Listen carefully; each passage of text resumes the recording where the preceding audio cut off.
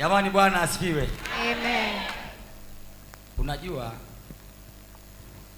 kwa nini wakati mwingine tunatamani kufurahi? Kwa nini nimesema mrudi wote tuombe?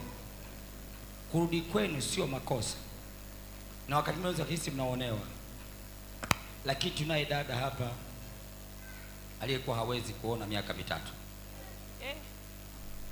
Huyu ametoka mbali, huyu ametoka Dar es Salaam, na mimi nimeunganisha ibada hii tangu kutoka asubuhi, nimeingia kukaa kuzungumza naye.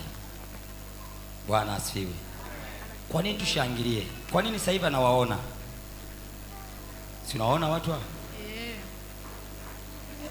Macho yake kwa na ganda hivi, waliokuwa wanamuona waliokuwa na ganda hivi.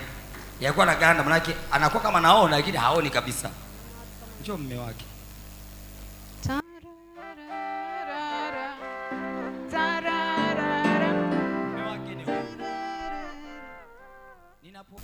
Kuna mahali kama wewe unaona na huyu dada ni mwana sifa alikuwa anaona.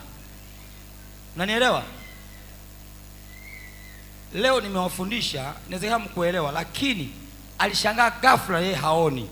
Kwanza ilianza utani, sio ghafla. Shaka macho kama yana ukungu, ngoja ninunue miwani nivae. Baadaye macho haoni tena. Nimempongeza sana huyu baba. Huyu naye kwa kabila lake na kwa Yesu wake, kama kuna watu wameokoka, huyu naye ameokoka kupitiliza.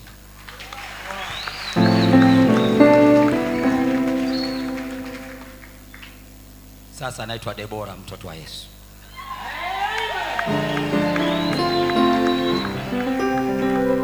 Nimeshinda mimi na Yesu wangu, anaitwa Debora.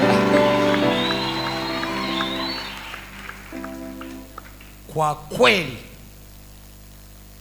nimetoa machozi ndani, nimerudi hapa natoa machozi. Sio nilikuwa nalia machozi kwa maana nimeumia, nalia machozi kwa sababu yani furaha yangu imezidi furaha, lakini nilikuwa nalia kwa ajili ya ndugu yangu huyu. Huyu ni mwanaume, na hapa hawajapata uzao kwenye matukio hayo. Matukio ni mawili tofauti. Tukio la kwanza uliona ni uzao, walipoacha kushughulikia uzao likaingia la macho. Sasa la macho lilikuwa nafuata lingine.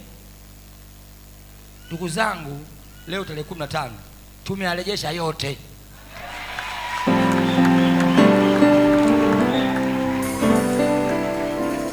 Wakati mikia waiunge tena, huyu mwanamke anazaa. Semeni amina.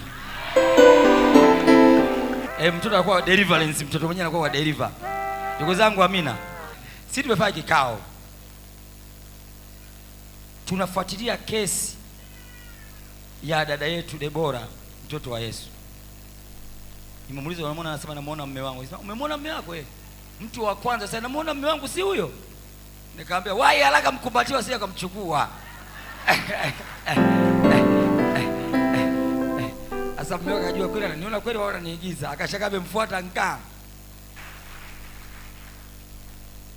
Debora, mtoto wa Yesu, wasalimia watu wa Mungu, hata neno moja tu waambie, wasiwe nafanya uvivu ninachowaelekeza. Waambie hata moja tu, wataelewa. Bwana Yesu asifiwe kanisa. Na wasalimu kwa jina la Yesu. Nawapenda. Kwa kweli namshukuru Mungu kupitia mtumishi wake mchungaji Mlelwa. Kwa kweli nilikuwa sioni, ila kupitia mtumishi wa Mungu naona. Amina, nawaona baba, nilipokuja asubuhi na sasa hivi tofauti kabisa.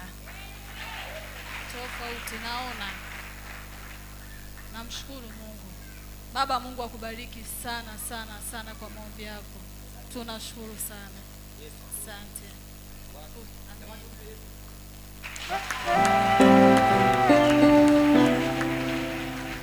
Nataka kusema ndugu yangu. Bwana Yesu asifiwe. Mungu awabariki sana kwa kupata mchungaji mzuri sana.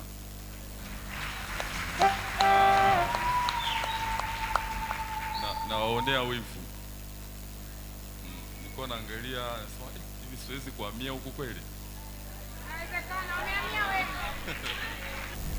Nimepitia mateso kwa muda mrefu toka tumeoana na mke wangu, tuna takriban miaka 16. Tumemwona Mungu leo.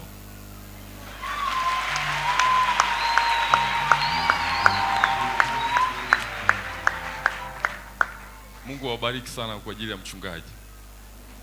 Barikiwe sana. Na naomba mtunze